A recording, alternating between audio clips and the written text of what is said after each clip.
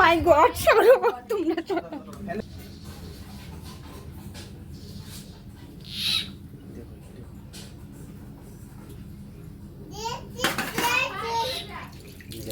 Papai Python.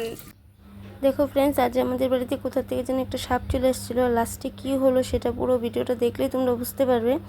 তো সাপটা একটা ব্যাঙ ধরেছিল, ব্যাঙটা যখন মুখের থেকে ছাড়া পড়ে গেল তখন সাপটা পুরো পাগল হয়ে গেছিলো। এই দেখো, একবার গাছে উঠছে, একবার নামছে, পুরো উৎপাত করছিল। আর আমাদের কলপারে একবার এদিকে ওদিকে দৌড়াচ্ছিল। আমাদের তো অনেক ভয় করছিল, কারণ বাড়িতে বাচ্চারাও আছে, এটা কোথায় যায় গিয়ে বসে। এই দেখো আমি ভিডিও করছি, আমাকে তাকে থেকে দেখছে আর উল্টাপাল্টাও এদিকে ওদিকে দৌড়াচ্ছিল। গাছে উঠে পড়েছে, আবার নামবে, এগুলোই করছিল। তো আজকে আমি ফার্স্ট দেখতে পেলাম একটা সাপের মুখের থেকে যদি ব্যাঙ ছাড়া পড়ে যায় কি করতে পারে। অনেক দিন অনেকের মুখে শুনেছি যে সাপ নাকি পাগল হয়ে যায়, আজ নিজে দেখে নিলাম। তাই তোমাদের আশেপাশে যদি এরকম হয় একটু সাবধানে থেকো। এই দেখো গাছে থেকে নামছে, আবার তাকে থেকে দেখছে। আমাদের তো অনেক ভয় করছিল, কারণ কোথায় গিয়ে এটা বসে সেটাই আমি দেখছিলাম। আর একটু তোমাদের সাথে শেয়ার করার জন্য ভিডিও করে রেখেছি।